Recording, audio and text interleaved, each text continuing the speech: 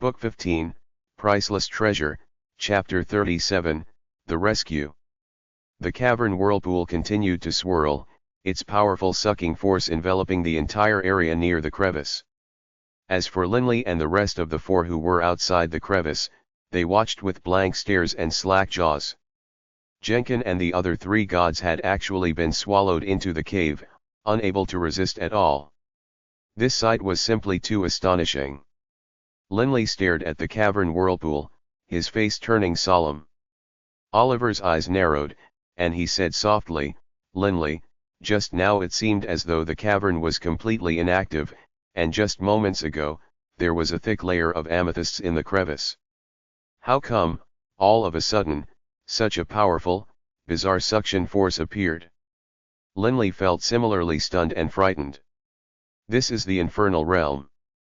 If I were to use my bewildering shadow attack at full strength, I too can cause space in the infernal realm to ripple, but, the simple suction power of this cave created a spatial whirlpool. This devouring power. When a sword chopped down, a spatial crack or ripple would appear, focused on the sword. Simple suction which resulted in a spatial whirlpool, this sort of suctioning force was simply too frightening. Most likely, not even a high god could resist that sort of suction force." Linley said to himself. "Hey, boss, why were there so many amethysts in that crevice just now?" BB said, puzzled. "Also, there's quite a few amethysts embedded deep into the walls of the crevice. Where did all those amethysts come from?" BB and the others hadn't witnessed the cave spewing forth amethysts. "Let's stay far away from this place," Delia said, gnawing on her lips. "I keep on having the feeling that this place is a bit too weird." "Well spoken. Let's move farther away." Linley led Delia and the others farther away from the crevice, but after traveling dozens of meters, Linley's group came to a halt. Linley suddenly turned his head to stare towards the crevice. Frowning, he said, "Hey? How come that suction sound is gone?" "Right, there's no sound any longer." BB directly headed back, moving closer to the crevice, then turned his head towards Linley and said in surprise, "Boss, hurry over and take a look." The suction in the crevice ended. "It's calm again." Linley, Delia, and Oliver's eyes were filled with puzzlement, and they drew near as well. Indeed, the large crevice was very quiet and seemed very ordinary. If they hadn't seen what they had seen earlier, Linley's group wouldn't have suspected that this crevice was dangerous. "It is as though there is no danger here," Delia said after looking for a while. Rumble, very suddenly, like the roaring of a vicious beast, a terrifying howling sound instantly exploded forth, while at the same time, countless flashes of violet light came out in dense clusters from the cave hole. The dense clusters of amethysts sprayed wildly in every direction. Some rose to the heavens, some shot towards the horizon. Countless rays of violet light disappeared past the white mist above. However, many amethysts scraped the sides of the walls as they shot out. Because the angle was too narrow, they struck the sides of the crevice, and then with metallic clanging sounds, many amethysts collided with the amethysts already embedded into the walls, and then fell backwards, landing into the crevice. Moments later, the crevice was covered with a thick layer of amethysts. This sudden scene caused Linley's group to be shocked as well.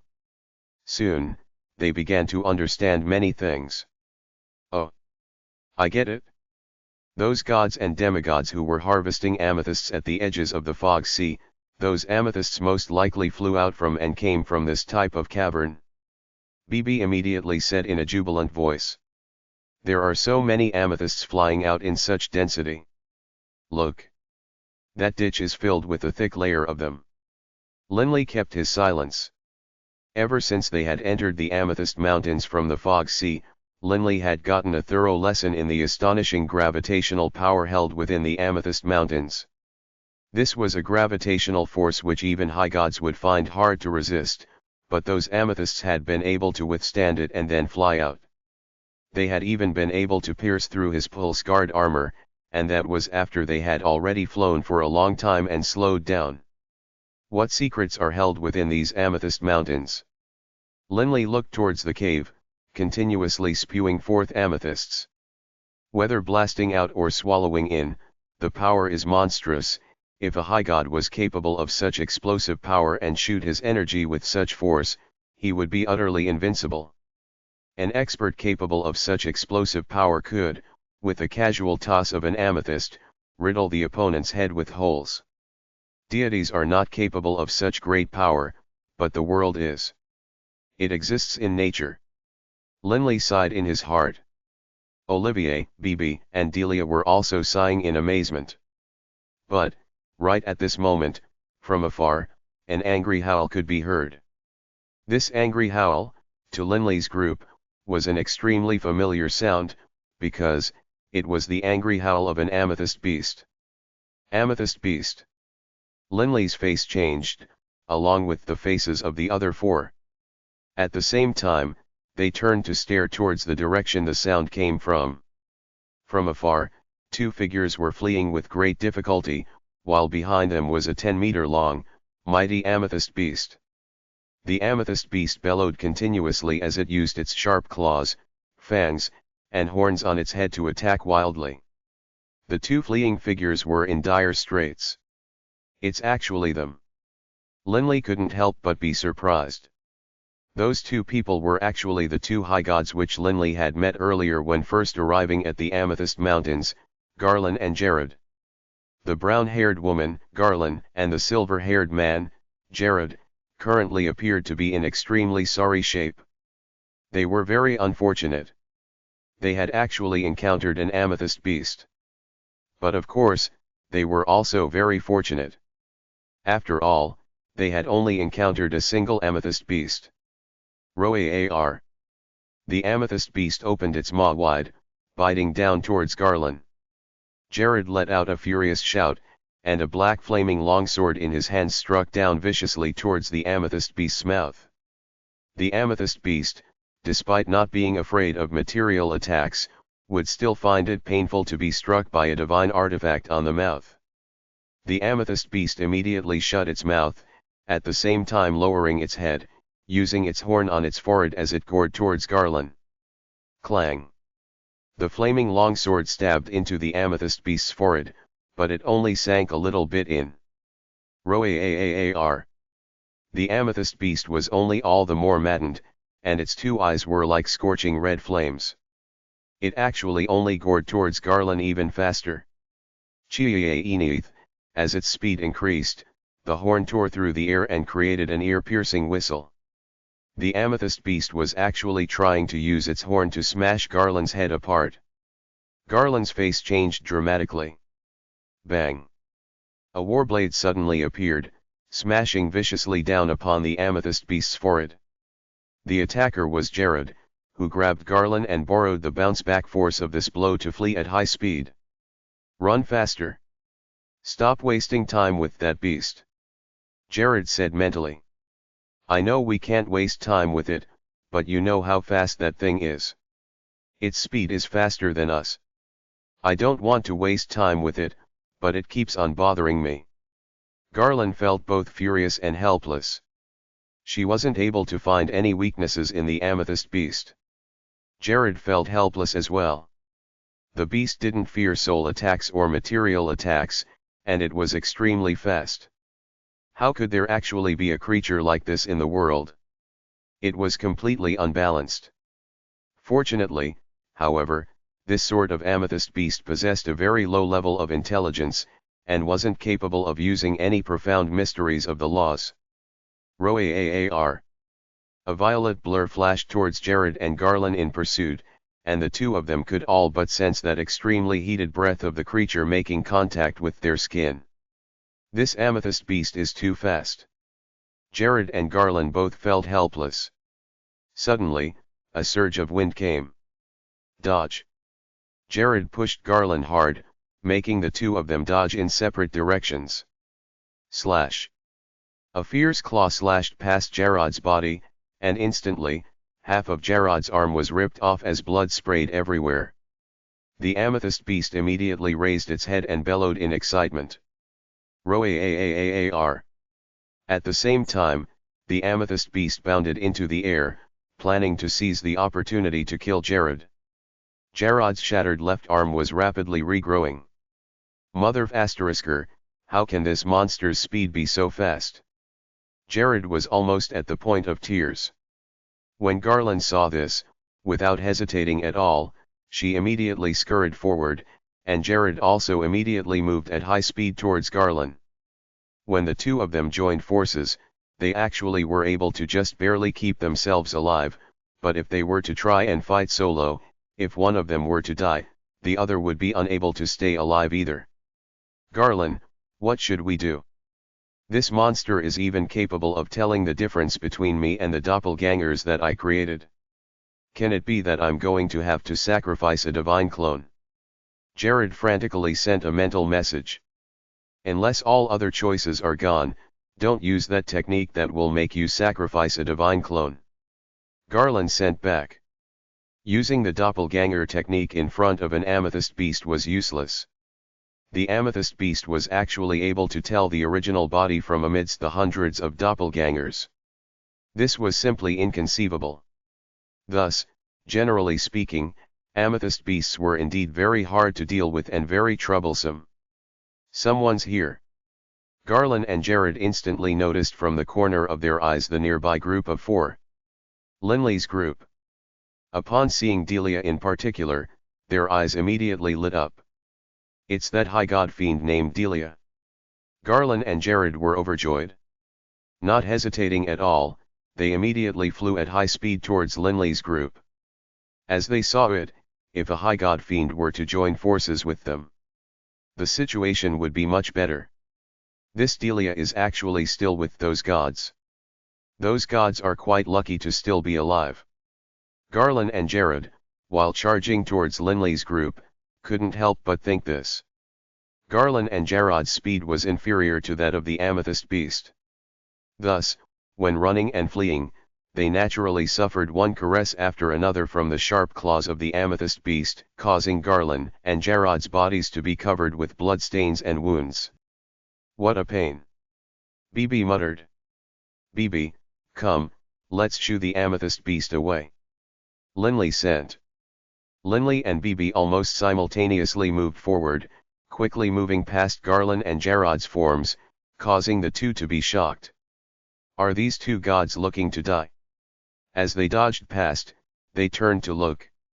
They saw a devilish purple sword shadow slash through the air and land on the amethyst beast's horn, forcibly chopping through it. Slash. It chopped down into the amethyst beast's tough skull, causing the amethyst beast such pain that it howled in agony. At that same moment. Slash.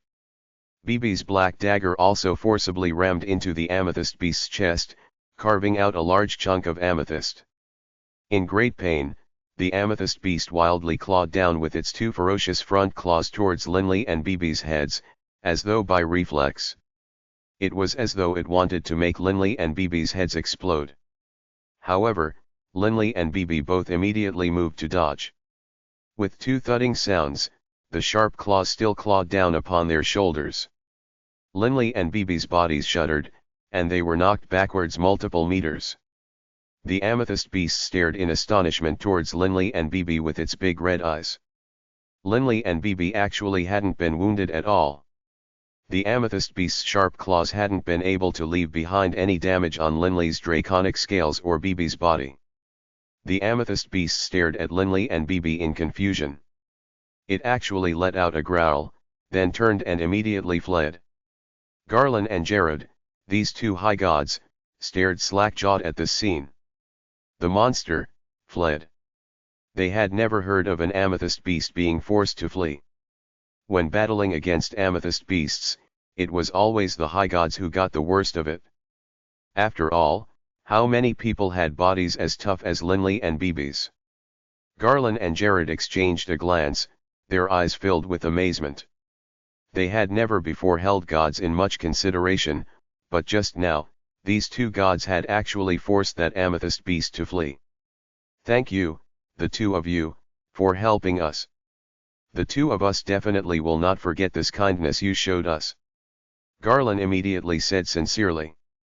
Bibi glanced at her sideways, muttering unhappily, helping you? You ran all the way over to us. If we didn't do something, the amethyst beast would have started to attack us next. Garland and Jared couldn't help but let out awkward laughs. When they had run over to Linley's group, they had been hoping for Delia to assist them. After all, the amethyst beast would attack humans whenever they found them. By dragging others down with them, everyone would work together to face the threat. In this regard, they had indeed acted wrongly, and so Garland and Jared naturally felt embarrassed. We were forced to do so and had no other options. I hope you won't blame us, Jared hurriedly said. Jared and Garland knew that in the Amethyst Mountains, Linley and Bibi would be of much greater use in the Amethyst Mountains than high gods like themselves. Jared and Garland, while speaking, also secretly inspected Linley and Bibi's shoulders. They couldn't help but feel astonished. These two actually took the attack of an amethyst beast head-on without suffering any wounds. What sort of bodies do they have? Book 15, Priceless Treasure, Chapter 38, Juvenile Beast. Although they were astonished, Jared and Garland, in dread of the power of Linley's group, behaved extremely properly. Hey, Garland. You two should have been in these Amethyst Mountains for quite some time, right? Bibi laughed as he asked. Garland and Jared glanced at each other, their eyes revealing a look of resignation. Garland let out a sigh. Right. We have been here a long, long time. At least 100 million years. Over 100 million years. Linley's group was stunned. 100 million. A simple phrase, but a truly extravagant figure. Linley was only in his second century, and was a very long distance off from 100 million years. Jared said sourly, in the past, Garland and I also encountered the fog wave situation, and thus we were unwillingly brought into the Amethyst Mountains. That day, the amethyst beasts were also very excited. They killed many people, but the two of us were lucky enough to survive.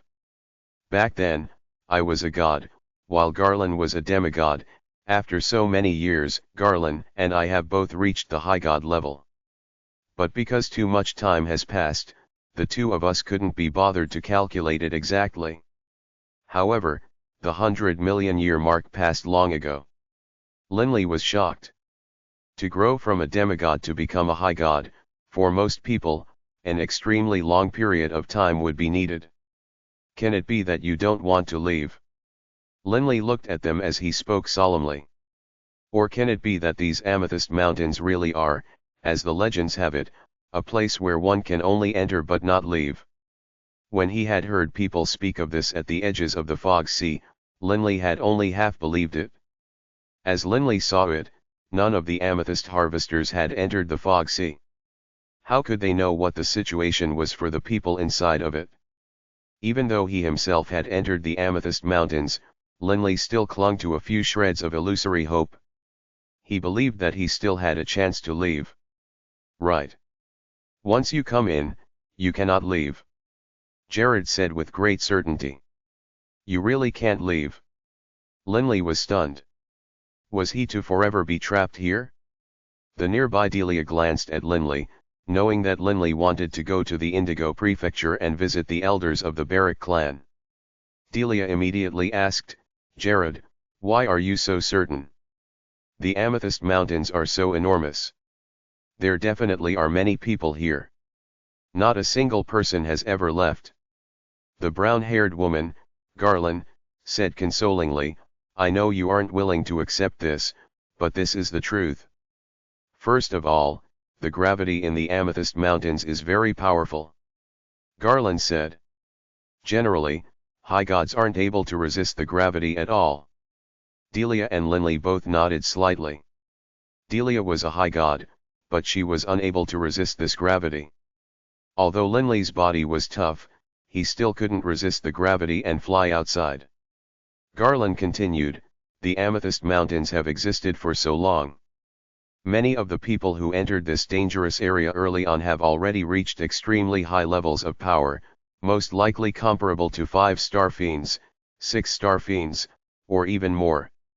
There once was an exceedingly powerful high god who was actually able to resist the gravity and fly towards the outside. Linley frowned. He was able to resist the gravity, but when he reached the area filled with those strange winds, he was affected and his head went dizzy. Although he was able to maintain his clarity, he stayed in mid-air for decades without being able to find a way out. Garland said. BB said in astonishment, decades. In that area which made the mind go dizzy. Right. However, that area is very bizarre. It isn't just a simple confusion, even the soul is affected, and so there's no way to fly out. Garland shook her head as she spoke. Linley couldn't help but feel his heart clench. Even an expert who could resist the gravity couldn't fly out. What could Linley do? That Jared asked, puzzled. Afterwards, it was quite strange. That expert abandoned leaving the Amethyst Mountains, but not long after that, he completely disappeared for no reason. Disappeared for no reason. Linley's group of 4 was shocked. Garland nodded. Right. Not just him. Afterwards, everyone who reached an exceedingly high level would suddenly disappear. Nobody knows if they died or fled, or if something else happened. Garland and Jared were very mystified as well. Linley frowned. These experts who were at the 6-star fiend or 7-star fiend level of power wanted to leave but had failed. There's no way they could have left under their own power. Whether they died, left, or were controlled, there has to be some sort of mechanism here behind the scenes controlling everything. Linley said to himself. Linley stared at the Amethyst Mountains. Linley kept on having this feeling that the Amethyst Mountains, in and of themselves, were very strange.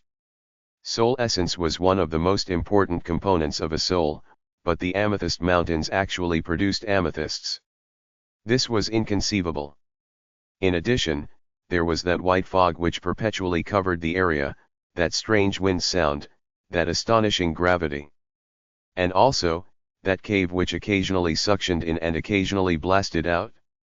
All of these things made him uneasy. Garland, Jared. BB suddenly pointed towards the distant crevice. Do you see that place which constantly blasts out amethysts? What's going on with the cave in that crevice? Occasionally it blasts things out, and occasionally it stops, and then occasionally it starts swallowing things in. What is that about? Don't go to that place.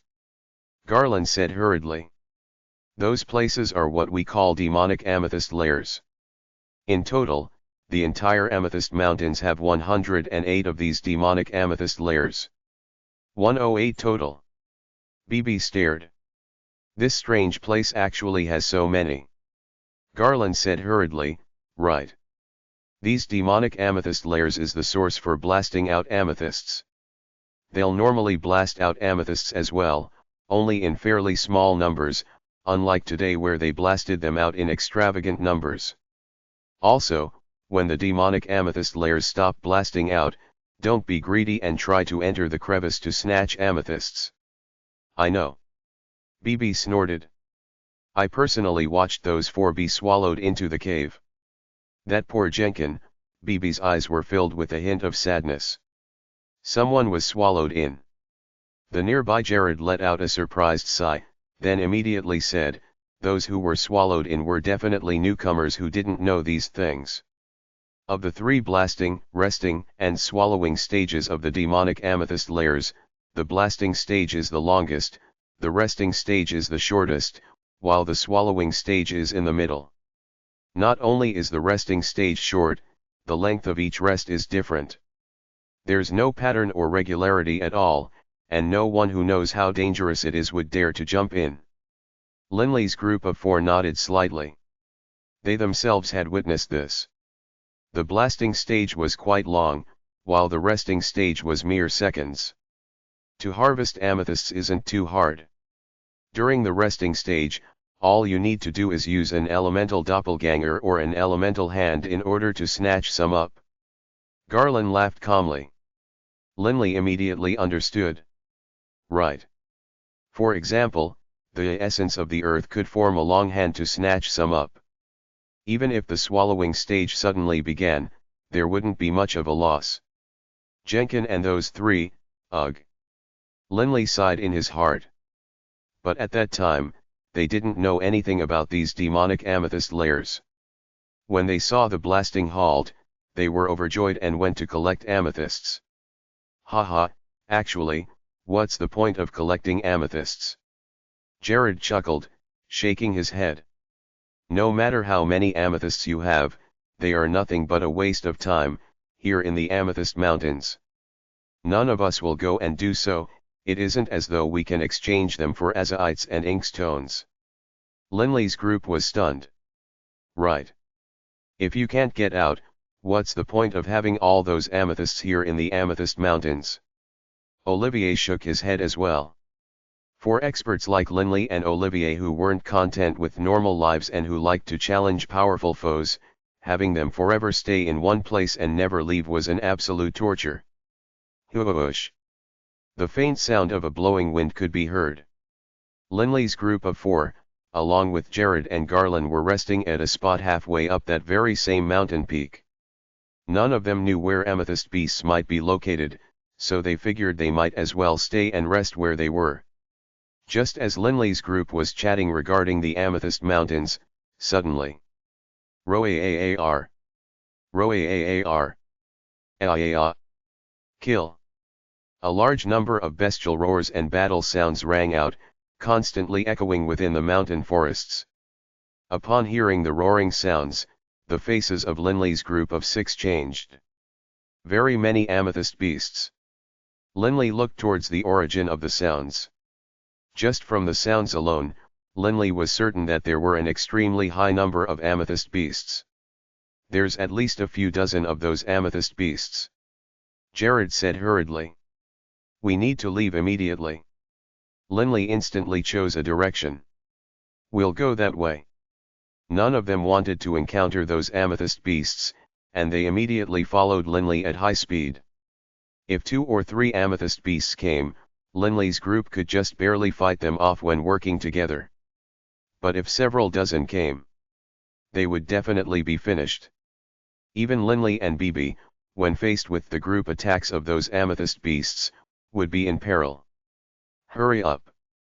Linley urged them, as the faint sound of furious roars could be heard from the white fog behind them. You are so slow. Bibi immediately grabbed Olivier by the hand, and Olivier, borrowing Bibi's strength, caught up. They really are fast. Jared and Garland were greatly shocked. The speed of Linley's group wasn't the slightest bit slower than the two of them, a pair of high gods. Linley and Bibi in particular, when their powerful bodies exploded forth to maximum speed, they were actually slightly faster. They ran the entire time. A long time later, the furious roars could no longer be heard behind them. We're finally safe. Bibi waved his hand, putting on his straw hat, crouching onto a nearby boulder. Hey, let's rest here. The amethyst beasts went in a different direction from us. They won't be able to catch us. Linley and Delia sat down on one side as well, next to each other. Olivier casually found a place to stand. Jared and Garland had smiles appear on their faces. Garland laughed, everyone, don't be impatient. The fog wave will only last one day. That's today. These amethyst beasts will just wildly run around. After today, the amethyst beasts will go back, and we will be able to live for countless years in peace. If every day was like today, life would be utterly miserable. Bibi muttered. Bibi. Even you're afraid. Linley pursed his lips, grinning. Anybody would feel a headache when faced with these unkillable freaks. Bibi said helplessly. Just as everyone was chatting casually. Hey, everyone, look. What's going on over there? Bibi pointed into the distance. Linley's group stared into the distance, and saw that in the distance, the boundless white fog was actually moving towards one direction at high speed. The white fog disappeared, increasing Linley's line of sight and visibility distance. In the blink of an eye, all of the white fog within several meters of here completely disappeared. Linley, BB, and the rest of the six stared, slack-jawed. The six of them, halfway up that mountain peak, could clearly see to a distance of 3 or 4 kilometers. There were actually countless clusters of amethyst beasts now filling their gaze. The ones they could see numbered over 1,000, while others were deeper into the white fog. This, Linley's group was scared silly. 2 amethyst beasts were already so hard to deal with. 1,000 amethyst beasts? There's people. Oh, they've been surrounded. Jared and Garland's faces changed. Linley looked carefully as well. Indeed. Within an encirclement of amethyst beasts, there were hundreds of people. Within the group of amethyst beasts, there was a larger one that was 7 meters tall and 20 meters long, an amethyst behemoth. But what was most eye-catching wasn't the enormous amethyst beast, it was that there was another amethyst beast that was standing on the amethyst behemoth's head. This juvenile amethyst beast was just 1 meter long. Compared to the amethyst beasts, it was nothing more than a speck. When God-Eater rats battled, they might increase in size a bit, at which point they would be about on par with this juvenile amethyst beast. Logically speaking, this sort of juvenile beast should be hidden away and protected in a lair. However, upon seeing the juvenile amethyst beast, Linley's group shuddered, and not from the cold. Because at this moment in time, the juvenile amethyst beast's mouth was wide open. Boundless amounts of white fog were being swallowed into the mouth of this juvenile amethyst beast. Moments later, within a circumference of 10 kilometers, there was no white fog left at all. The strange thing was, the white fog in the other area didn't come fill the gap. The juvenile amethyst beast rubbed its little stomach, and then its clear voice shook the world. Haha, humans, the surrounding white fog is under my control. If you want to enter the white fog and flee, that will no longer be possible. All of you, prepare to become food. The voice was as clear as that of a child's, but the words were so fluid. Linley's group was shocked. This was because the amethyst beasts they had encountered, when speaking, only stuttered. Their intelligence was low as well. But this juvenile amethyst beast was different. Haha, kiddos, kill them for me. The juvenile amethyst beast shouted delightedly. Immediately, the countless amethyst beasts all began to roar while charging towards those hundreds of surrounded people. Those hundreds of people all wildly executed their most powerful attacks. Linley could immediately tell that these hundreds of people were, amazingly, all experts.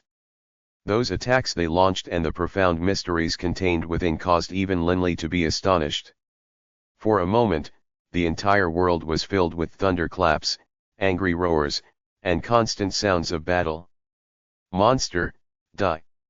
One man, a short silver-haired person who wielded a long spear, transformed into a ray of white light, glowing like the sun itself as he pierced through the air, striking straight towards the adorable juvenile amethyst beast.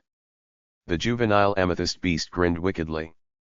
Casually waving a hand, a ray of violet light shot out, striking into the silver-haired man's body. The silver-haired man fell down from mid-air, immediately dying. Oh, you were looking for death.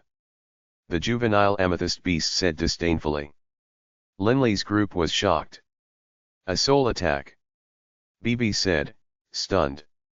And it contains strange profound mysteries within. This amethyst beast is capable of using the laws in its attacks. Linley's face changed. The juvenile amethyst beast definitely was no ordinary creature. It was completely different from those other ordinary amethyst beasts. Those humans should all be high gods.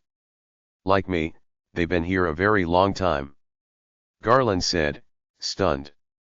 The one who was killed just now by that small monster was a very powerful high god. And he was killed in one stance. That small monster's power, Garland found himself at a loss for words. What sort of power was this?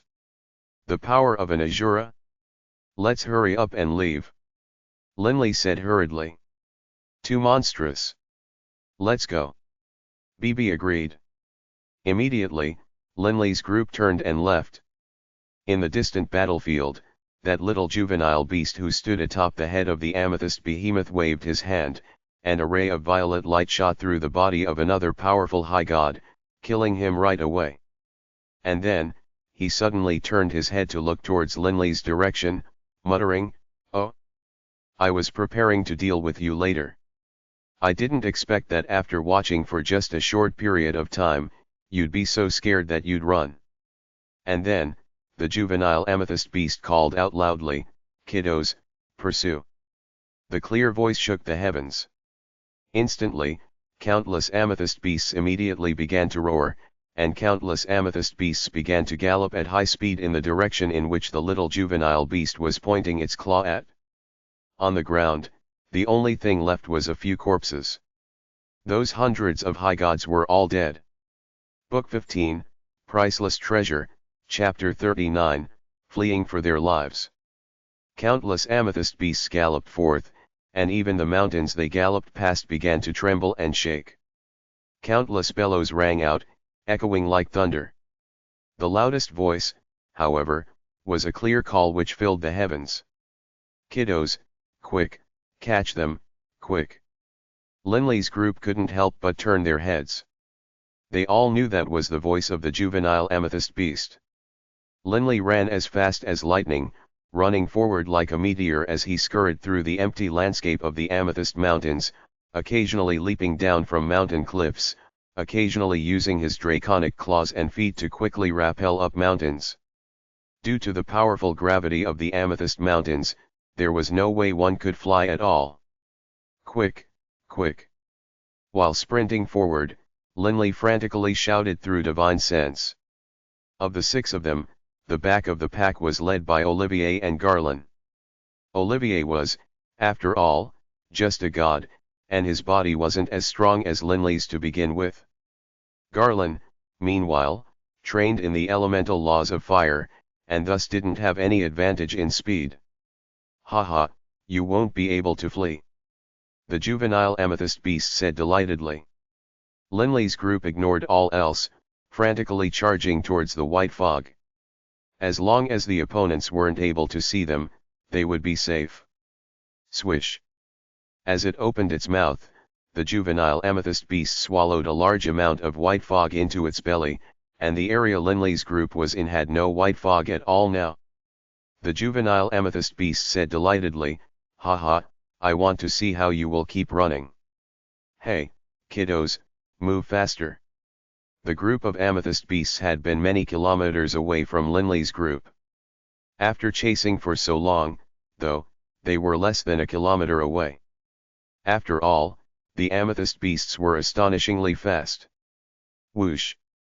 Moving like the wind, flashing like lightning, Linley's group continued to sprint at high speed.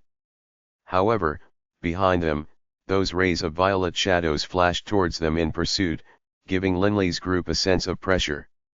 "These amethyst beasts really run fast," Bibi said frantically. "There's people up ahead." Linley's eyes suddenly lit up. Up ahead, roughly 100 meters away, 10+ figures were fleeing in panic at high speed while looking backwards occasionally. It seemed as though they were terrified.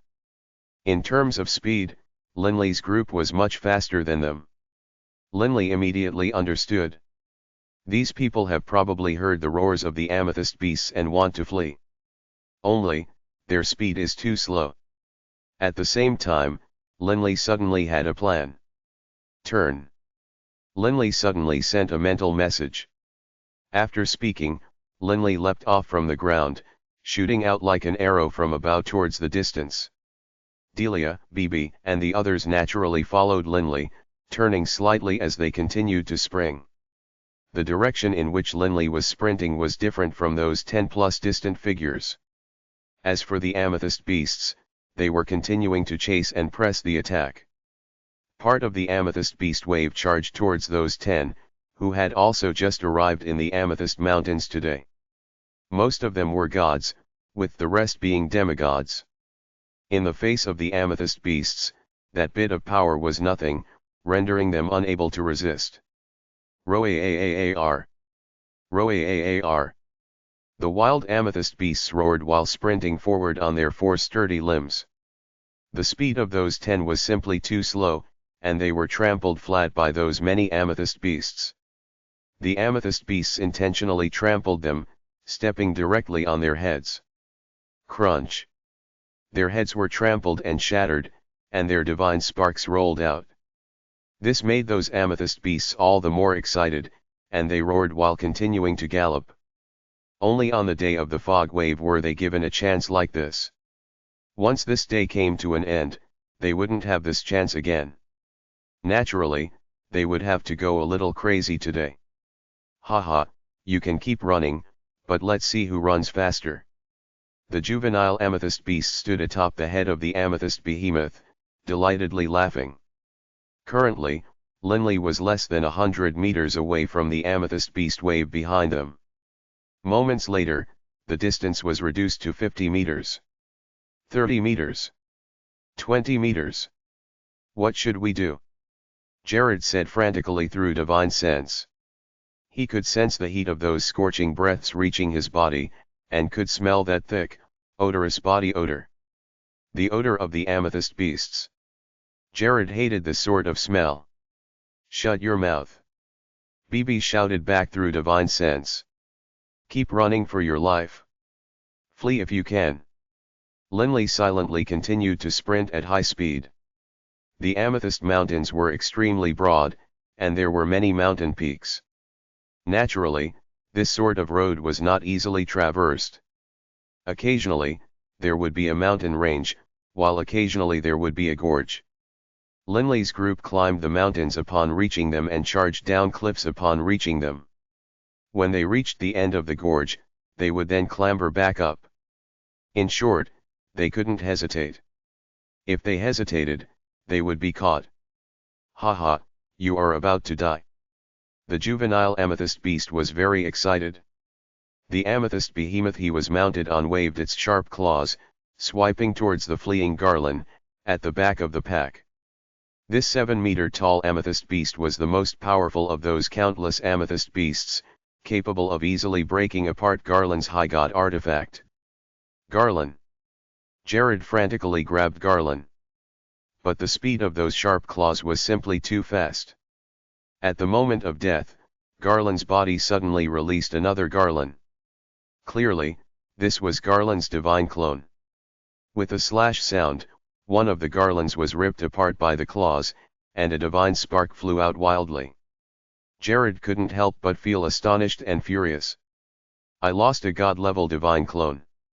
Garland didn't have time to feel sad. Right now, it would be wonderful if she could even survive. Sprinting at the front, Linley knew how dangerous the situation had become. He could all but sense the shadow of that amethyst behemoth drawing near. Suddenly, Linley saw what was coming up ahead, and he couldn't help but feel surprised. There's a gorge up ahead. He didn't hesitate at all. Moving like the wind, Linley, Delia, BB, Olivier, Garland, and Jared, the 6 of them, threw themselves forward into the fog-shrouded gorge. Even though they didn't know what the situation was inside the gorge, none of them hesitated at all. Chase, chase. The juvenile amethyst beast was very excited. Mounted on the amethyst behemoth, he leapt down as well.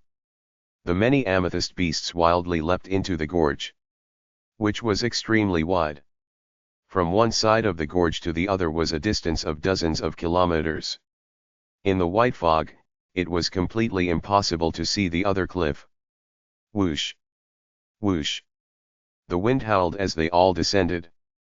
Linley's group of 6 not only didn't resist the astonishing gravity, they actually intentionally used their divine power to accelerate their descent. The 6 of them descended lightning fast.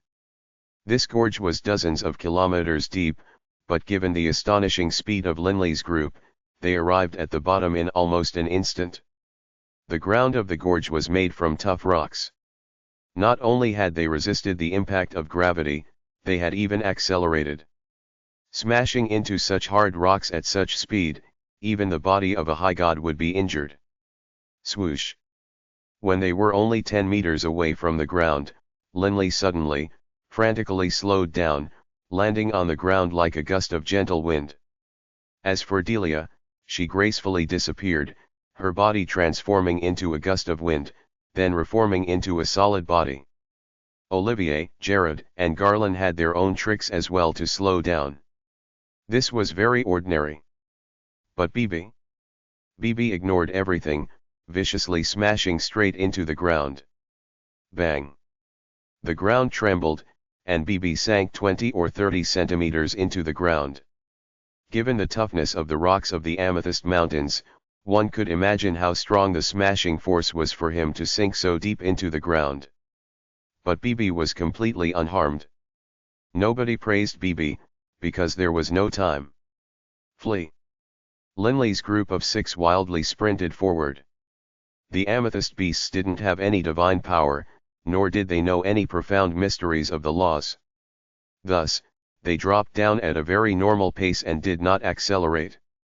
By the time they landed, of course they smashed hard into the ground. Bang! Bang! Bang! Like meteors slamming down, each amethyst beast smashed hard into the ground, then immediately began to chase forward, as though the impact of the collision hadn't had any effect on them. The juvenile amethyst beast was constantly shouting in anger, "Quick! The distance between us and them just increased." When descending, Linley's group of 6 had been faster, and thus the distance between the two groups had increased to 50 meters again. Linley's group of 6, hearing the smashing sounds, could imagine in their minds the terrifying scene of those countless amethyst beasts pursuing them. Their hearts couldn't help but tremble, and all of them continued to sprint for their lives. If they truly were caught, just the trampling of those countless amethyst beasts would be enough to finish them off. "There's a lake up ahead." Linley immediately saw that within the white fog, there was a lake. Linley's group of 6 didn't hesitate at all, immediately entering into the waters of the lake. When being pursued, even if there was a mountain of knives or a sea of flames in front of them, they would still charge through. After all, if they hesitated and tried to find an alternative route, they would slow down and thus be caught by the amethyst beasts behind them. In that instant, many amethyst beasts appeared at the sides of the lake. Standing atop the head of the amethyst behemoth, the juvenile amethyst beast frowned and said unhappily, "They went into the water? Could it be that they know that I hate water? Humph, none of these will be able to escape."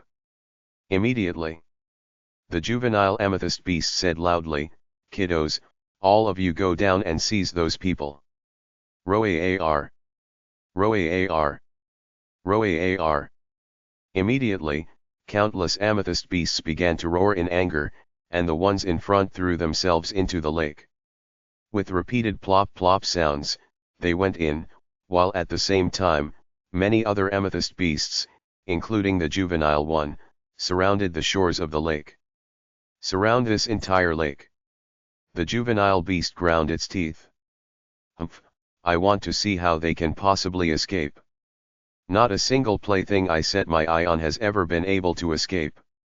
As it spoke, it wrinkled its little nose. Linley's group of 6, entering the lake, had actually discovered a narrow underwater path. They continuously advanced through it. This little narrow pathway was actually headed upwards. The first part of it was underwater, but the second part was above water. Linley's group quickly reached the end of the pathway. This little pathway was a canal that led to a mountain cave. I didn't expect someone would be capable of carving out such a large, meticulous cave. Jared was overjoyed. Only now did Linley's group let out sighs of relief. Carefully inspecting the cave, they saw that this had clearly been excavated out by others. Linley couldn't help but feel overjoyed. The stones of the Amethyst Mountains are incomparably tough. What sort of power would be necessary for someone to carve out such an enormous cave, and how much time must it have taken? "Bibi, using his Godspark dagger, had only just been able to break apart that rock. Linley, will the amethyst beasts be able to discover us here? Delia was still somewhat worried. It's fine, Linley said consolingly. Garland's face was covered with a smile that was born from having escaped a crisis. She said, Delia, don't worry. Although those amethyst beasts are very powerful, they don't understand any profound mysteries or natural laws, and they don't appear to know how to use divine sense either. These small pathways which are hidden within the wild grass in the bottom of the lake are so well hidden, they won't easily be able to discover them. Linley's group nodded slightly as well. After they had charged into the water, they had naturally immediately spread out their divine senses to investigate the surrounding area. When they had passed by that hidden little pathway, the divine senses of the group had naturally discovered it. Right. What have we to fear? Even if they discovered that hidden little passageway, the passageway is so narrow, while those amethyst beasts are so huge. Would they be able to fit? Bibi said disdainfully. The amethyst beasts were physically quite large. There was no way they would be able to squeeze in. Bibi speaks the truth. It's fine. Everyone, we can rest here, Linley said. No, it's useless. Jared shook his head helplessly. No matter how small the tunnel is, the amethyst beasts will still be able to enter. Amethyst beasts are capable of changing their bodies. Changing their bodies? Linley couldn't help but feel shocked. If they really were able to change their bodies, it would be terrible. Garland nodded somberly as well. Right. However, amethyst beasts can't freely change their size to expand or contract. Rather, for example, they can make themselves shorter, to a height of 1 meter, but their length will multiply. To be more precise, their total body size doesn't change. Linley began to understand. These amethyst beasts were like water, capable of changing into multiple configurations, but the overall size remained the same. Linley stared at the tunnel and said slowly, all we can do is hope that we won't be discovered. Once we are, we won't even have a place to run. Don't worry. Garland's laughter was very brilliant. We won't be so easily discovered. In addition, once the fog wave ends, these amethyst beasts will all disappear. By then, we won't be in any danger, and will be able to live a long, leisurely period of time. Linley blew out a breath, saying quietly to himself, I hope that today will pass safely. Once today passes, it will be safe. Book 15, Priceless Treasure, Chapter 40, Life in the Amethyst Mountains. Within the gorge, a large number of amethyst beasts were surrounding the shores of the lake, and the juvenile amethyst beast was standing atop the head of the amethyst behemoth, staring at the lake. One amethyst beast after another left the waters of the lake and returned to the shore, all of them hanging their heads. All of you are idiots. You can't even find a few people who fled in there. The juvenile beast was furious. Not a single amethyst beast dared to make a sound. The juvenile beast considered things. We've wasted a great deal of time by the lake already. The fog wave day is about to come to an end. We can't keep wasting time like this. The juvenile amethyst beast immediately let out a loud shout. Kiddos, let's go. We're leaving this place. Let's keep killing humans. Roar. Instantly, countless amethyst beasts let out excited roars. They wanted to kill as well. After all, countless years would pass before a fog wave, and only on such days were they permitted to come out. Their time on this day was very valuable. If they wasted it all here, they would feel that it hadn't been worth it. Roaring, the countless amethyst beasts followed the juvenile amethyst beast away. Humph. I've memorized those people. I hope you are still alive when the next fog wave comes. At that time, I'll definitely take good care of you. The clear eyes of the juvenile amethyst beast had a hint of craftiness flash through them. While continuing on their path of carnage, the many amethyst beasts spread throughout the area. Many humans were caught and killed. Many deities had been brought in by the fog wave, numbering over 100 million, but they were slaughtered to the point where less than 1 in 10 survived. The survivors, even including those who had originally already been present within the Amethyst Mountains, numbered less than 10 million. After the blood sun went down and the violet moon rose, the day of the fog wave ended. But of course, because the Amethyst Mountains were perpetually shrouded by that white fog, nobody could see the blood sun or the violet moon. However, the Amethyst Mountains operated as if by clockwork. The number of amethysts being blasted out by those 108 demonic amethyst layers dropped down, returning to their normal state. The forces of the 18 great clans outside the Amethyst Mountains came to a halt, while feeling excited for the number of amethysts they had procured. Within the Amethyst Mountains, those amethyst beasts immediately headed back, quickly disappearing within the Amethyst Mountains. There had been so many amethyst beasts, but now, there were very few deities remaining. Linley's group, due to being within that cave, wasn't certain of the passage of time. They waited for well over 10 hours. Not until the next day did they emerge from the lake. By the shores of the lake in the gorge, Linley's group of 6 sat there, resting. Gerard's face was covered in excitement. Gratefully, he said, "The day of the fog wave has finally ended. After this day, we'll be able to live for yet another 100 million years in peace. I didn't expect that I, Gerard, would be able to survive 2 fog wave days in a row. To be able to survive, even losing a divine clone is worth it." Garland felt very happy as well. Linley looked at Gerard and Garland. He could tell that the joy they felt sprang from the bottom of their heart. He couldn't help but feel puzzled, and he asked, "Gerard, within these Amethyst Mountains, our visibility is limited to 100 or 200 meters. It's always covered by white fog, and we can't go out. Don't you care about this at all?" Linley's words caused a feeling of agreement in the hearts of Bibi and Olivier. In the Amethyst Mountains, aside from the day of the fog wave, there was virtually no danger at all. But to forever be bound by that powerful restrictive force and not even be able to fly, while at the same time only being able to see to a distance of 100 meters.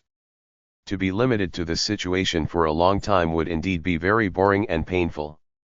Gerard and Garland exchanged a glance. Both of them began to laugh. Gerard looked at Linley. "Linley, it isn't that we don't want to go out. It's that there is no way out of this damnable place. Since we can't go out, what else can we do? We'll just quietly enjoy life. At least I still have Garland." Garland's face turned slightly red. From the gaze she shot at Gerard, the deep love she bore could faintly be seen. After all, after having been with each other for almost an eternity, they were no longer able to be separated from each other. "I refuse to believe we can't leave," Bibi harumphed. "Let's head straight out. If we can't fly, then we'll walk to the ends of the Amethyst Mountains." "Keep walking." "I refuse to believe we can't walk out. If we walk to the ends, I'll burrow into the ground and leave by the ground. The ground outside the area of the Amethyst Mountains wouldn't possibly be so hard. You won't be able to make it out," Garland urged. "The gravity of the Amethyst Mountains isn't just up or down. It is as though the entire Amethyst Mountains is exerting gravity in every direction. No matter whether you are on the ground, underground, or in the air, you'll still be affected by the gravity of the Amethyst Mountains." "What?" Linley was shocked. He himself had read the descriptions of the profound mysteries of the laws in that book. With regards to the gravitational space, he knew that it was equivalent to creating a gravitational space in a certain area. But Linley had never heard of causing an entire area to have a gravitational pull in every direction. The Amethyst Mountains were like a giant magnet.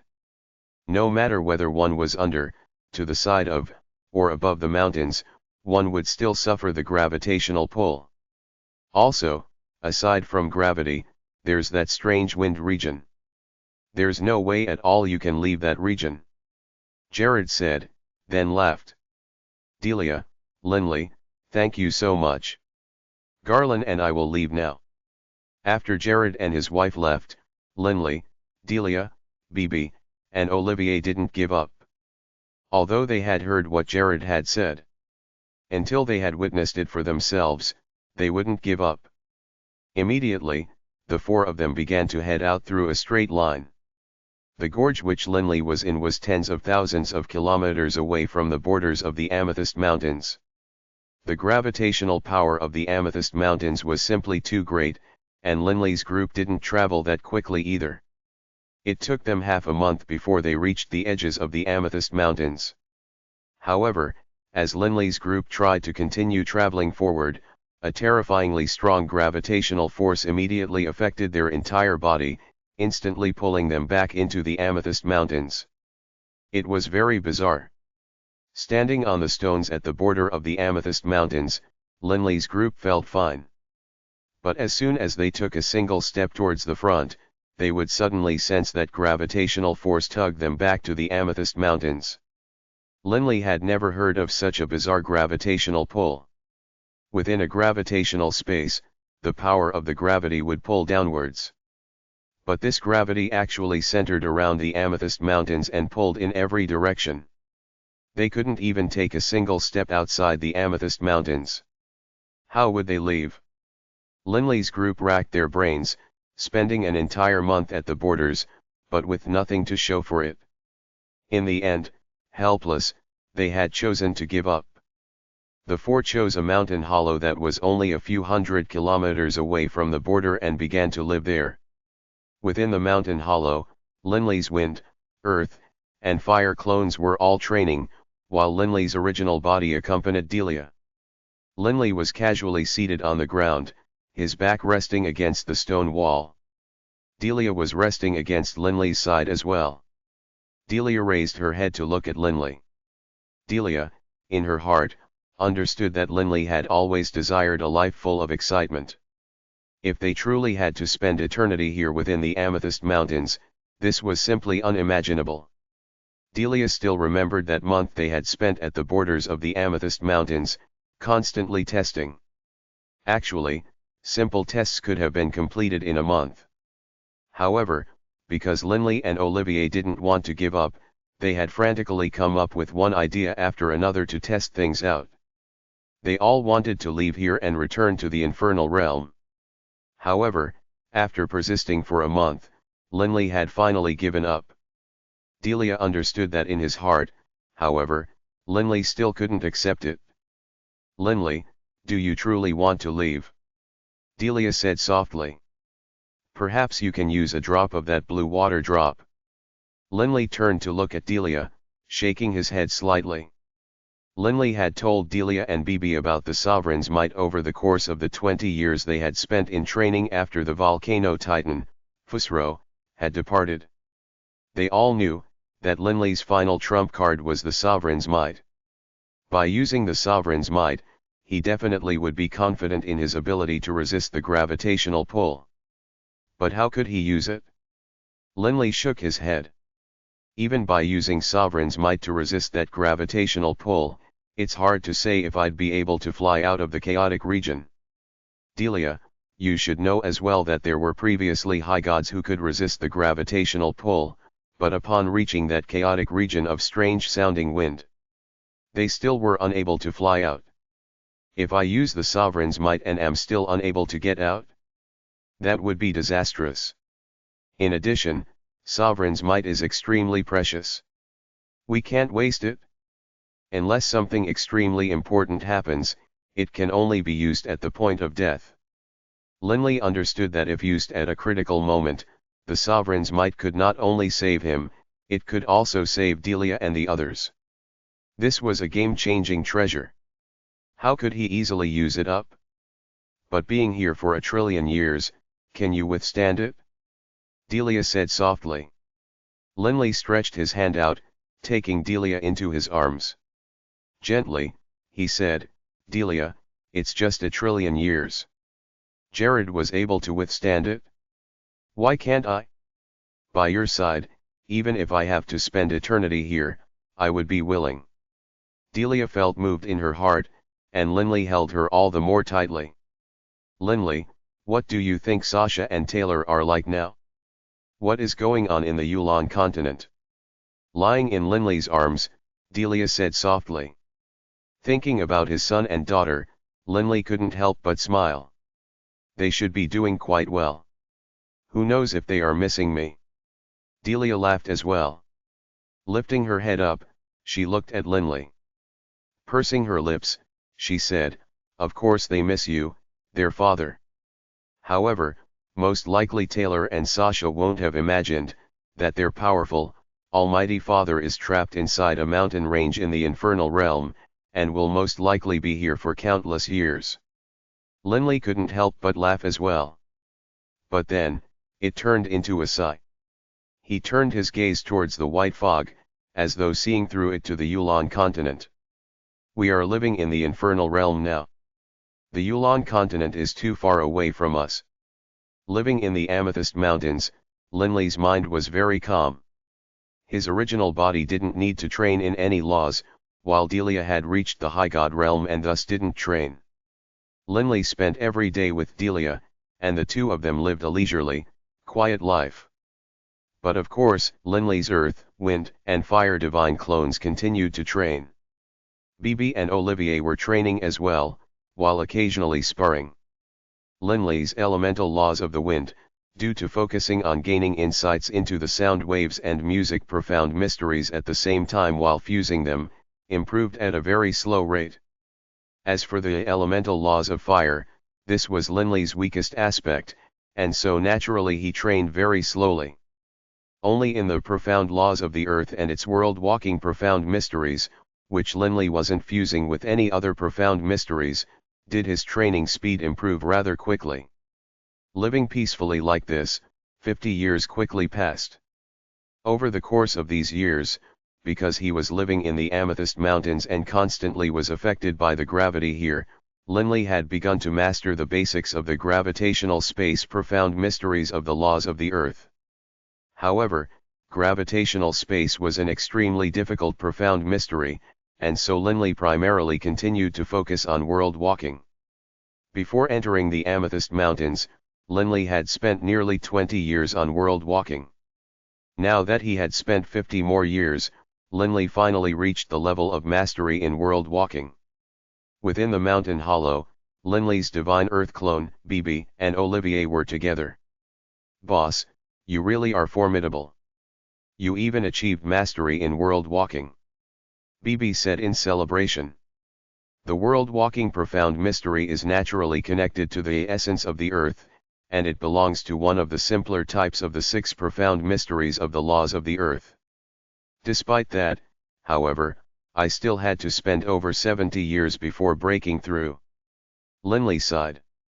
In the past 70 years, Linley's greatest improvement had been in the soul. In the Amethyst Mountains, there was no lack of amethysts. Even on the grounds of the Amethyst Mountain, if one went in serious search of amethysts, in a single day one would pick up more than 10,000. If one went to the demonic amethyst layers, even though they didn't spew out as many amethysts as they did during the fog wave day, when they were in the resting phase, the number of amethysts in the crevice weren't that many, but if one used a giant elemental hand to grab some, most likely in a short period of time, one would be able to seize a million. Once, when Olivier and Bibi were bored, they had made a trip to the crevice and had spent half a month there, pulling out over 100 million amethysts. Afterwards, bored, they had come back. In the Amethyst Mountains, these amethysts were simply too worthless. Others found it hard to refine amethysts, but Linley was different. After constantly refining amethysts and strengthening his soul, Linley was far more powerful than he had been 50 years ago. After all, during these 50 years, his soul had been continuously growing. Now that you have the world walking ability, the Amethyst Mountains are even safer than before. Olivier sighed. These rocks are still part of the world. By using the world walking ability, you can fuse with the rocks and pass through them. When the next fog wave comes, due to having the world walking ability, you will be better able to preserve yourself. Linley nodded slightly. Only a tenth of deities trained in the laws of the earth, and in that portion, fairly few mastered world walking.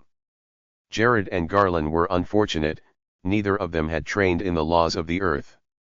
They knew that training in world walking was excellent for staying alive in the Amethyst Mountains, but training wasn't something you could do just because you wanted to, even if you had all the time in the world. Boss, give it a try. How does world walking work out? Bibi's eyes were gleaming. Linley laughed. I wanted to give it a try to begin with. Immediately, Linley let himself calm down, then executed the world walking ability. Linley could sense himself completely merge into the boundless elemental essences of the earth. The stones here were naturally filled with earth elemental essences. Linley easily passed through the stone, moving at high speed through it. The boss disappeared. World walking really is interesting. Bibi laughed. In Oliver's heart, he sighed with praise. Linley truly is formidable. He has 3 divine clones, and now he has mastered world walking. However, in Oliver's heart, he didn't feel too bad, because in the past few years, he had finally reached the god level in the laws of darkness. The first time using world walking was indeed extremely marvelous. Linley willingly allowed himself to pass through the stone. Using world walking really is interesting.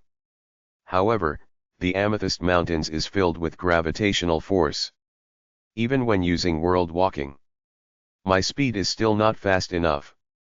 Even though his body had completely merged with the earth elemental essences, he was still affected by the power of the gravitational pull. Linley continued to move forward, traveling for several thousand kilometers. Suddenly, hey! Linley suddenly discovered that deep within the rocks of the Amethyst Mountains, there was an empty cave. This cave had no exits at all, but it was within the center of a mountain. It was quite strange. With but a thought, Linley's body re-solidified within the cave.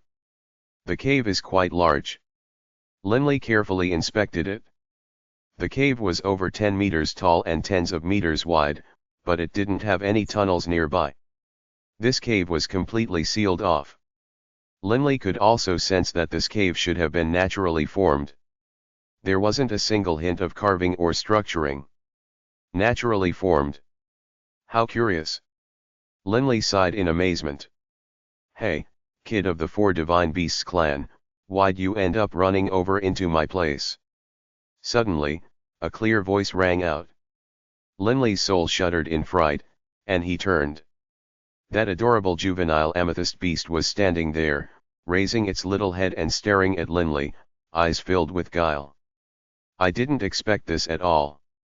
I thought I'd have to wait until the next fog wave before I'd have the chance to come make trouble for you. But you actually ran over to my place. Flee. Linley didn't hesitate at all, immediately using the world walking ability. Bang. Linley slammed hard into the wall, unable to leave. You came on my turf, and you thought you would leave, just like that.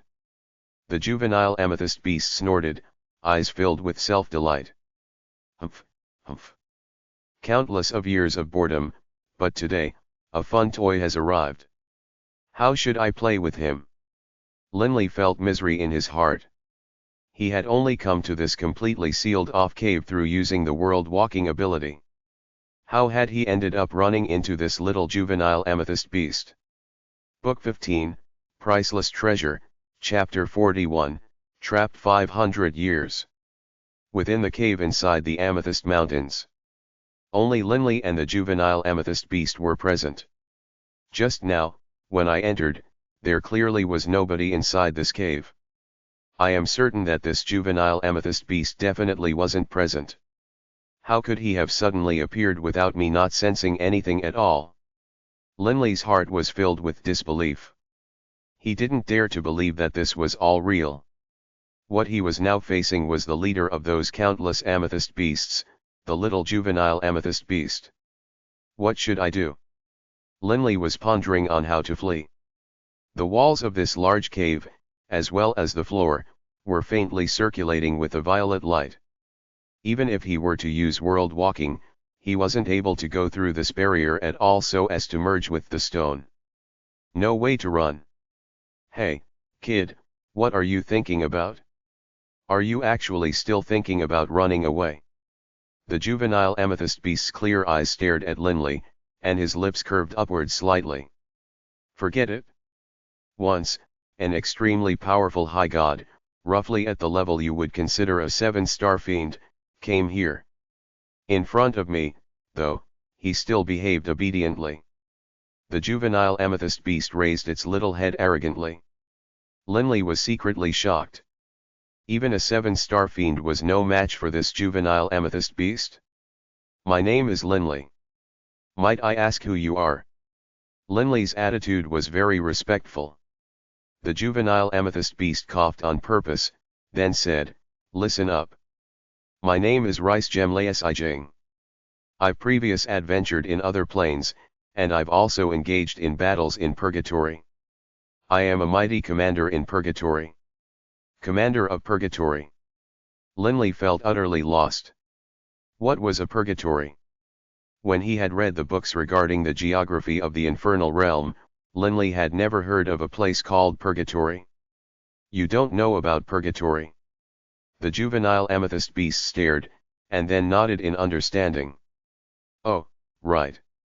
You are just a god. Even many high gods don't know about that place. It makes sense that you don't know. Humph, talking to you really is a waste of time.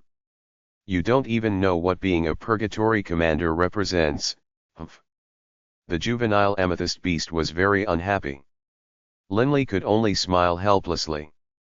He didn't even know why this juvenile beast named Ricegem was talking about these things. Now, how should I punish you? The juvenile amethyst beast stood up, his meaty little paws rubbing his chin as he strode back and forth within the cave, appearing to be in deep thought. Play the game of smashing stones. Same as the last guy, who I smashed to death. Hearing this, Linley's heart trembled. The game of smashing stones. Smashed to death? Linley could completely imagine what this juvenile amethyst beast was capable of doing. No, no good. While still walking back and forth, the juvenile amethyst beast continued to mumble. Hearing the mumbling of the juvenile amethyst beast, Linley's heart was very cold. This juvenile amethyst beast named Ricegem is a terrifying figure who possesses enormous power and yet the heart of a child. Linley's heart was panicking. Lowering his head to look at the floor, he saw the faint violet light circulating through it. This was just a layer of something which Ricegem had silently covered the floors and the walls of the cave with, but Linley couldn't budge the violet light at all. Just from this, Linley was certain of the great power of this juvenile amethyst beast. In addition, he had watched the juvenile amethyst beast personally attack, and easily kill a powerful high god. Right now, I only have my divine earth clone here. I'm far too weak.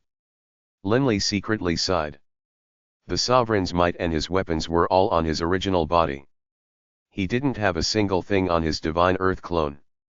At present, he didn't have any ability to fight back at all. This juvenile amethyst beast, Linley carefully inspected this juvenile beast. Compared to the amethyst beasts, he was very similar. His entire body was violet, and his head and back also were covered with a large number of spikes, in total 108 spikes. The same was true for the body of the amethyst beasts. The juvenile amethyst beast suddenly was jubilant, and excitedly began to jump around. "Ha, I have it!" Suddenly, the juvenile amethyst beast's face froze, then out of the corner of his mouth, he muttered, "I'm not even allowed to have fun." And then, the juvenile amethyst beast raised his head to look at Linley, his face turning cold. "Kid, I'm in a really bad mood right now, so I'll have to vent it out on you." "Humph. If you are too useless, I'll just kill you." "Mr. Ricegem, you don't even care about 7-star fiends. Why must you act against me, a mere god?" Linley had a very bad feeling. This juvenile amethyst beast most likely didn't have any good intentions. The juvenile amethyst beast snorted. "You shut your mouth? Screw your mommy. If it weren't for the fact that I have been ordered to remain in the Amethyst Mountains for countless years before being allowed out, why would I care about a mere god like you? Although you are a little weak, at least you are alive. You can play with me." As he spoke, the juvenile amethyst beast flipped his little claw out, and immediately, a black stone that was emanating waves of violet light appeared, hovering in front of him. Linley couldn't help but carefully inspect that black stone. The black stone was very small, only the size of a finger, but it emanated with lines of violet light. Waves of an unusual aura spread out from within it. "Go." The juvenile amethyst beast waved its little paw. Immediately, the black stone hovered to above Linley, and then one ray of violet divine power after another flew out from the black stone, landing down like multiple chains. There were, in total, 108 rays of violet divine power. The 108 rays of violet divine power all flew out from within the black stone, forming circles and reconnecting at the ground beneath Linley's feet. The 108 curved lines of violet divine power formed a complete globe, while Linley was right in the center of it. "Haha, let's begin." The juvenile amethyst beast cracked his lips into a grin. Immediately, the 108 rays of violet divine power quickly began to flash and move at high speed, and it was no longer possible to tell that there were 108 rays of divine power. Linley could only see that the area around him was a globe of violet light, while he himself was within it. Crackle! Within the globe of violet light, it was as though electric sparks were flashing with violet light. One surge after another of strange power was being created. Agonized, Linley immediately curled into a ball, hovering in the center of that violet sphere. With a strange crackle sound, Linley's skin and bones were pressed down so hard, his body was caving in. Linley could clearly sense that the surrounding violet light was creating surges of repulsive force. Every single part of the violet light was generating that repulsive force, and all of it was focused on his body. Repulsive force was pressing down on Linley from every side. It was as though Linley was being constantly compressed, as though the sphere was trying to compress Linley himself into a ball. This sort of terrifying pressure carried with it extreme pain. This rice gem has mental issues. Linley cursed in his mind. Working to raise his head, he saw that roughly 2 meters away, that black stone was hovering. The source of this violet light was that black stone. "Kid, given my usual temper, you would definitely die. However, today, I suddenly feel benevolent and merciful." The juvenile amethyst beast stared at the violet globe as well as Linley, who was being compressed. "I've supplemented the divine power of that black stone. It should be able to roughly maintain this gravitational space for 10,000 years. If in 10,000 years, you are able to leave that place, I'll spare your life. But, if you wait until the divine power is exhausted without being able to leave, then I will." The juvenile amethyst beast stretched out his meaty claws. "Kill ya!" Within the globe of violet light, even his bones were cracking from the pressure. The massive agony was causing Linley's entire body to twitch, but Linley could still clearly hear the words of that juvenile amethyst beast. Linley immediately struggled to hiss out, "Gravitational space? This is a gravitational space? Impossible." That terrifying repulsive force was so strong that Linley found it hard to even open his mouth. Only, Linley truly didn't understand it. Because, he had never heard of a gravitational space capable of generating a repulsive force. A gravitational space should have a terrifying attractive gravitational force. Right, this is a gravitational space, one of the 6 profound mysteries of the laws of the Earth. There's nothing impossible about it. The juvenile amethyst beast snorted. But of course, this is a gravitational space that was created after fusing the throbbing pulse of the world and the gravitational space, and it also has a little something special added into it. Let me remind you, If you want to escape, all you have to do is be able to grab that black stone. After speaking, the juvenile amethyst beast lay down on the ground, then suddenly raised his little head to stare at Linley. Oh, right. Even though it might hurt, don't make any noise. If your noise wakes me up, I'll kill you. Linley could only forcibly endure the pain racking his entire body, not daring to make a sound. Huff. Huff. A soft snoring sound filled the cave. Linley was in a great deal of pain. The repulsive force wasn't any weaker than the astonishing attracting force from the Amethyst Mountains. When applied throughout his entire body, he was in so much pain he could die. In addition, this wasn't his original body, capable of dragon forming. He was in such pain, yet he couldn't make any noise, and the juvenile amethyst beast was just lying there, sleeping. He's just toying with me. Linley cursed in his heart, but moments later, Linley tried to force himself to calm down. What I need to do right now is to escape this violet globe. To leave, I have to first take that black stone. Linley raised his head to stare at the black stone that was emanating those rays of violet light. But this repulsive force is too great, while I'm squeezed in the center of this violet globe. I can't move at all. Linley laughed miserably. Linley then gritted his teeth, struggling to raise his hand upwards. Crunch. The powerful repulsive force from above forced Linley's right arm down, smashing it against Linley's shoulder, causing the bones in both the shoulder and the arm to shatter. Let's see if the essence of the earth will work. Linley gave it another try. One try after another. Linley did everything he could think of, but was completely unable to overcome the repulsive force, which was simply too strong. It seems I'll have to use that final method. Linley forced himself to calm down. In magic, once someone understood the art of gravity, if one fell into another person's gravitational space, if the opponent's mastery was weaker than one's own, one could ablate the gravitational force.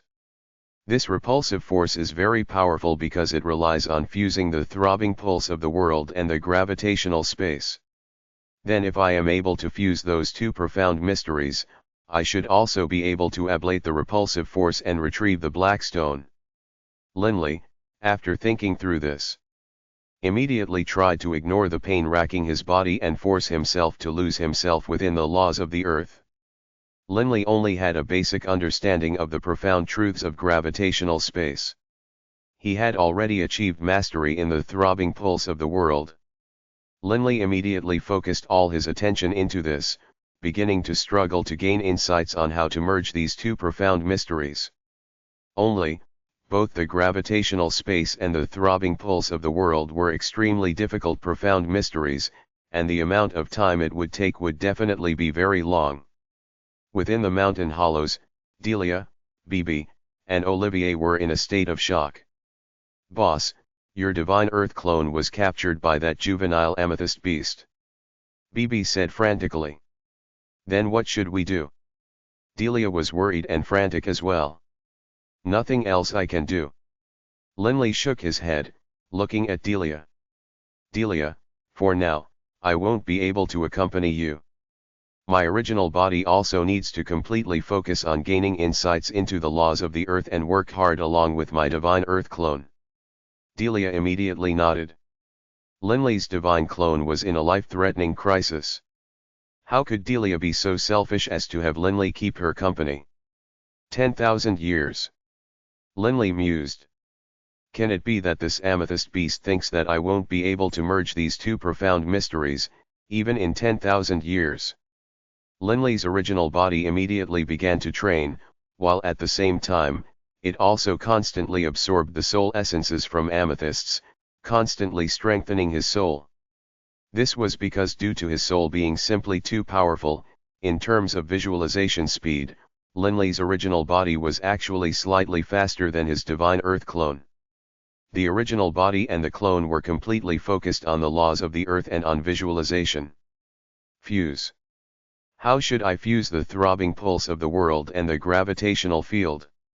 Linley's understanding of the gravitational field was constantly rising, but as for fusing, Linley didn't even have a basic idea of how to accomplish that. Within the mountain hollow, Delia and Bibi looked at the distant Linley, seated in the meditative position. They were both worried. The boss has been training for nearly 500 years now. Why hasn't he reacted at all? Bibi said. Don't be impatient. Linley will definitely succeed.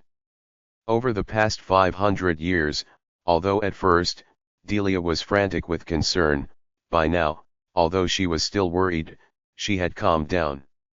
This was because, as Linley had said, if he truly was unlucky and failed, at most he would just lose a Divine Earth clone. Book 15, Priceless Treasure, Chapter 42, 108. Linley's Divine Earth clone and original body were both absorbed in training in the laws of the Earth. Although he constantly increased his understanding with regards to gravitational space, he hadn't been able to even find the initial steps of fusing the throbbing pulse of the world and the gravitational space. The most important part of fusing two profound mysteries was in the initial steps. Once one found the initial steps, everything else was just a matter of time. But if one hadn't even found the initial steps, then no matter how much time you spent, it would be useless. Linley exhausted all his mind and efforts on trying to decipher the way through which he could fuse these two profound mysteries. But the throbbing pulse of the world and gravitational space were both high-class profound mysteries. It wasn't too hard to fuse the throbbing pulse of the world with the essence of the Earth, but fusing the gravitational space with it was extremely hard. This doesn't work. After having spent 30 years without even finding the first steps to fusing these two profound mysteries, Linley started to panic. If I'm just stuck here, I can spend 10,000 years without being able to improve at all. I can't let this continue.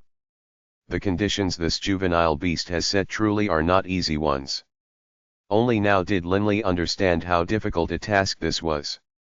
Grinding his teeth, Linley immediately made his decision. Then I'll try doing it in a roundabout way. His Divine Earth clone continued to train hard in attempting to fuse the throbbing pulse of the world and the gravitational space. As for Linley's primary body, he attempted to let the gravitational space and the essence of the Earth fuse. The essence of the Earth had been fused with the throbbing pulse of the world long ago.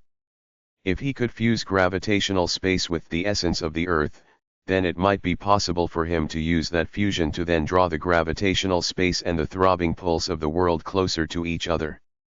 By drawing them closer together, he would begin to be able to take those first steps. Upon having broken through the first few steps, a wide road would lie ahead of him. The 38th year of Linley's bitter training. Letting gravitational space and the essence of the Earth fuse is much simpler. Linley had spent 8 years' time in allowing these two profound mysteries to gradually fuse. Because the essence of the Earth and throbbing pulse of the world were already completely fused, through the essence of the Earth, Linley felt some confidence in his ability to fuse the throbbing pulse of the world and the gravitational space. The 46th year of Linley's bitter training. This roundabout method has finally succeeded. Linley had finally begun to fuse the gravitational space and the throbbing pulse of the world. With the beginning, it would be much easier in the future. Although he had begun to fuse them, and his original body and divine clone were simultaneously training, Linley would still have to take an extremely long amount of time and break through the bottleneck in order to fuse the throbbing pulse of the world and the gravitational space, these two profound mysteries. This year was already the 206th year of Linley's training. In addition, the reason why it was so fast was because Linley's original body's soul had absorbed a large amount of amethyst soul essences and had become extremely strong. On the 206th year of Linley being trapped here, within the cave in the Amethyst Mountains. Snugavur. Snugavur. The gentle nasal sound echoed in the room. The juvenile amethyst beast still lay there, occasionally wrinkling his nose in his sleep, appearing quite adorable. In the middle of that violet globe, Linley's entire body was covered with bloodstains from that tremendous pressure, but currently, a look of delight was on Linley's face. I've finally fused those two profound mysteries. After having spent fully 206 years, and with his original body and divine clone training together, he had finally fused those two profound mysteries. At present, Linley could actually completely fuse the throbbing pulse of the world, the gravitational space, and essence of the Earth together, because the three profound mysteries already had a common element connecting them together. However, I still have to wait to actually get out before being happy. Linley didn't waste any time. Raising his head to look upwards, he stared at the black stone glowing with violet light which hovered above him. Repulsive force. Linley frowned. Although he had already begun to fuse the throbbing pulse of the world and the gravitational space, Linley still didn't quite understand how a repulsive force could be generated. What is it all about? How to counter this repulsive force? Linley felt quite frantic. To be able to counteract this repulsive force, at the very least, he himself would have to be able to generate a gravitational space filled with repulsive force. Only when he had completely understood this would he be able to counteract. But how? Linley didn't know. That rice gem, the juvenile amethyst beast, said that as long as those two profound mysteries fuse, Linley suddenly was stunned. He remembered the words that the juvenile amethyst beast had said, "This is a gravitational space that was created after fusing the throbbing pulse of the world and gravitational space, with a little special something mixed in." A little special something mixed in. Linley murmured. The attack power of a certain technique depended partially on the profound mysteries themselves, but how to apply the profound mysteries was also very important. For example, in the infernal realm, there might be two 7-star fiends who had both fused 4 types of profound mysteries, but they might use them in different ways. Naturally, their attacks would be different. A particularly ingenious way in which they used the attacks might cause the power of the profound mysteries to increase many tenfold. To be able to cause gravity to generate a repulsive force? How? Linley carefully inspected the violet light surrounding himself. However, no matter how much time he spent looking, all he saw was violet light. Linley couldn't see anything at all. What is it, exactly? Linley repeatedly pondered. How to use gravity and change it into a repulsive force. An attractive force and a repulsive force were completely separate types of force. No matter how he pondered it, Linley couldn't understand how to change between the two. How could Linley have known that when the juvenile amethyst beast said 10,000 years, it was because he was confident that for an ordinary god, it was virtually impossible to exit the violet sphere within 10,000 years. To fuse two profound mysteries in 10,000 years wasn't too hard. Some geniuses could do it in a century. However, this violet sphere had a special quality. It wasn't the profound mysteries. Rather, it was a very special type of usage of the profound mysteries, something which Rice Gem felt the most proud about. How to use it, exactly? Ignoring the agony, Linley shut his eyes and constantly visualized and hypothesized in his mind. His divine earth clone and his original body were completely absorbed into this. They constantly analyzed and pondered, time and time again, and time flowed on. The 482nd year Linley had been trapped here. After 2 centuries of painstaking thought, Linley had already come up with quite a few powerful ways of using and fusing the throbbing pulse of the world and gravitational space. However, Linley still couldn't come up with a way to convert the attractive force to the repulsive force. What to do? Linley was extremely frantic. After pondering for 200 years, he still hadn't come up with the way by which a repulsive force could be generated. I've already thought of everything, but it's useless. I've thought of everything. What to do? What to do? Linley stared at the violet light around him. He couldn't help but feel angry. Can it be that it really will have to be as I told Delia, that I'll just give up this divine earth clone? Linley didn't want to give up his divine earth clone. It wasn't because the divine earth clone represented a life, and it wasn't because of the divine Earth clone's powerful soul attack. It was because the vast Earth. In Linley's mind, the image of that man, dressed in long white robes, with a long white beard. Grandpa Doering. It was Grandpa Doering who had guided Linley onto the path of training in Earth-style magic. Linley also knew that Grandpa Doering had always wanted to break through the saint level to become a deity. Only, Grandpa Doering didn't have the chance to. Linley himself had trained so hard and had finally become a deity in the laws of the earth, and now had entered the higher plane of the infernal realm. Linley sometimes thought to himself, Grandpa Doering, if he knew that I had become a deity of the earth element and had entered the higher planes, he would definitely be very happy. His divine earth clone didn't just represent a life to him. It was something which Linley felt Grandpa Doering had entrusted him with. He didn't want to give it up. No, I cannot give up the laws of the earth. I will continue to train in them. I definitely will not permit the divine earth clone to die.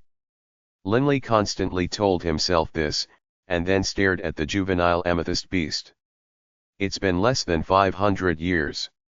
The juvenile amethyst beast gave me 10,000 years. I still have more than 9,000 years left. I will definitely succeed, definitely sucks. Midway through his sentence, Linley came to a halt. He stared at the sleeping juvenile amethyst beast. Or, to be precise, he was staring at those 108 spikes on the back of the juvenile amethyst beast. Linley stared, stunned, as though he had lost his wits. He muttered to himself, 108? Flat. Linley's mind suddenly had thoughts flash through like lightning, and then, Linley shut his eyes. At the same time, within Linley's mind, he visualized rays of divine power forming, exactly 108 rays of them. First, he organized them in sequence like the way those 108 spikes on the juvenile amethyst beast's back were organized, and then constantly visualized rearranging them, trying to see what special effects might be generated. The 108 rays of divine power were simply too complex. After spending fully half a month visualizing, Linley felt overjoyed. Indeed. With a different sequence, the power of the gravity will increase 100-fold. Linley knew very well that while normally using a gravitational space, at most one would be able to impact another person's movements, but the impact wouldn't be extravagant. But by organizing the power in such a manner, the maximum limits of the attractive force had increased 100-fold. Most likely, even high gods would be rendered unable to fly. That's not right. It's still not as powerful as the gravity here in the Amethyst Mountains. Linley refuted this mentally. And wait. The gravity of the Amethyst Mountains isn't focused downwards. Rather, it is like a sphere, absorbing in all directions. No matter where one is, one will be drawn towards the Amethyst Mountains.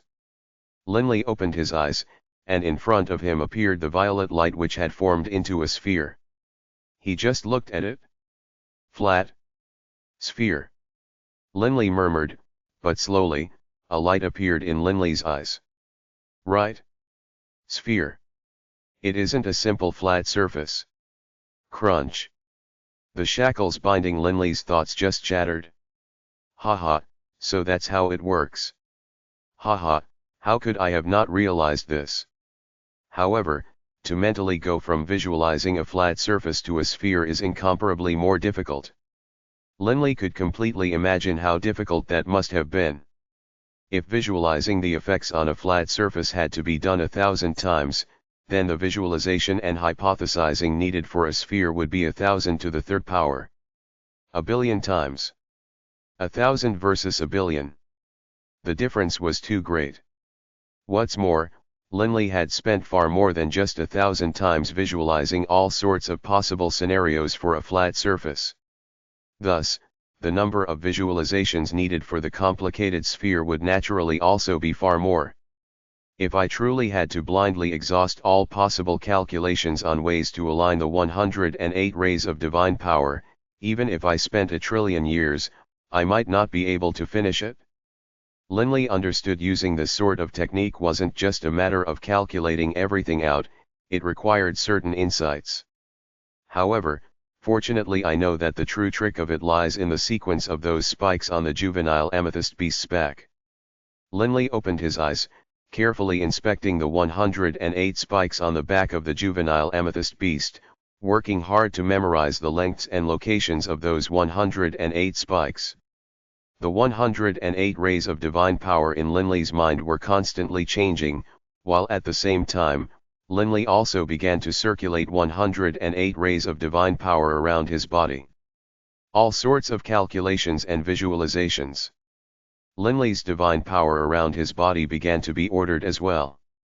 As time went on, the repulsive force actually began to lessen, or, to be precise, the repulsive force didn't lessen, but Linley was able to counteract part of the repulsive force. As Linley's calculations and visualizations came closer and closer to the true path, the amount of repulsive force counteracted increased even further. Huh! The juvenile amethyst beast suddenly opened his eyes, staring at Linley. He was tremendously shocked. This kid actually. The violet amethyst beast immediately stood up, so angry that his nose was crooked. It's only been 500 years, but this punk has actually begun to approach a basic understanding of the ultimate technique of myself, Lord Ricegem. The juvenile amethyst beast watched as the earthen light around Linley's body circulated, the profound mysteries of the laws contained within the light. Right. That's how you do it? Linley, overjoyed, opened his eyes. In the instant he opened his eyes, he saw the juvenile amethyst beast staring at him, filled with anger. Mr. Ricegem, I've finally reached your requirements. Linley smiled. Although at present, some repulsive force remained. That was primarily because the juvenile amethyst beast was using high god-level divine power. While the type of technique they used was the same, of course the juvenile beasts would be somewhat more powerful. But after the counteracting, the remaining amount of repulsive force no longer had much power. Linley easily flew up and stretched out with his hand, snatching the black stone emanating the violet light. Immediately, the violet sphere of light collapsed. The juvenile amethyst beast stared furiously at Linley. You little punk! You actually were able to understand this technique of mine. Actually, I must thank you, Mr. Ricegem. If it hadn't been for the spikes on your back, I wouldn't have been able to break through so quickly. Linley was currently in quite a good mood. The juvenile amethyst beast instantly understood. Your mommy. So it was I myself who helped you. But the juvenile amethyst beast also understood, that even though Linley had seen the spikes on his back, how many people would have been able to connect them with gravitational space? The juvenile amethyst beast knew very well that this sort of unique gravitational space was his innate ability. Combined with the spikes on his back, the power was extremely great. I'll keep my promise. Kid, you can leave now. The juvenile amethyst beast said discontentedly. Then, Mr. Ricegem, I'll leave now. Linley was very courteous. Ugh, after you leave the Amethyst Mountains, I won't be able to see you again. I was planning on spending some time messing with you. The juvenile amethyst beast curled his lips as he spoke with resignation. Leave the Amethyst Mountains. Linley was stunned. He turned to look at the juvenile amethyst beast. The juvenile amethyst beast glanced at him, snorted, then said, I might as well tell you. You've already mastered my ultimate technique. This gravitational space technique is capable of nullifying the gravitational pull of the Amethyst Mountains. As for the soul-affecting influence of the wind sound, humph, with that stone, you won't be afraid either. The black stone. Linley lowered his head to look at the stone in his hand. All you need to do is bind it with blood, arg, your mommy. The more I talk about it, the angrier I get. I'm not wasting any more words on you. Hurry up and beat it. The juvenile amethyst beast was very unhappy. Linley's heart was filled with questions. Bind the black stone with blood. But although puzzled, Linley still dripped a drop of blood onto the black stone. After doing so, the black stone merged into Linley's body, fusing directly with Linley's soul. Linley could now feel the strange, marvelous properties of this black stone. This black stone. Linley could sense that the black stone contained within it an extremely dense power. Only, the power was too deep and hidden. Aside from that, Linley could also sense 108 rays of spiritual energy circulating within it, constantly changing positions. Linley realized, to his astonishment, that the technique he had developed after spending so much time pondering was just one of the most basic, superficial types of techniques. What on earth is this black stone? Linley was astonished. At the same time, he glanced in amazement at the juvenile amethyst beast. Although this juvenile amethyst beast said he was going to torment me, he actually gave me this black stone. This black stone definitely isn't an ordinary item. Linley didn't understand it at all. Why did the juvenile amethyst beast do this? Thank you, Mr. Rice Gem. Linley immediately said gratefully. The juvenile amethyst just turned his head away. Linley didn't waste any more words. He immediately executed the world-walking ability and left the cave. The juvenile amethyst beast sat down onto the floor of the cave. Suddenly, the stones of the cave walls began to move, transforming into an enormous face. Gem, what, are you mad? The stone face actually opened its mouth and spoke. Right. I'm mad. The juvenile amethyst beast, Rice Gem, said angrily.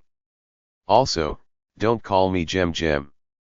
I finally got a toy, and I had just come up with all sorts of ideas to torment him, but you actually didn't let me, and then even gave him such a gift. The lips of the stone face moved slightly. Gem, don't be mad. Back in the day, I owed a debt to the clan leader of the Four Divine Beasts clan, but halfway through the sentence, I told you, don't call me Gem. The juvenile amethyst beast bellowed, and then let out a snort and slammed straight into the wall, merging into the wall and disappearing. After all these years, he's still like a little kid. The stone face on the wall said helplessly, and then disappeared, the wall returning to its normal appearance.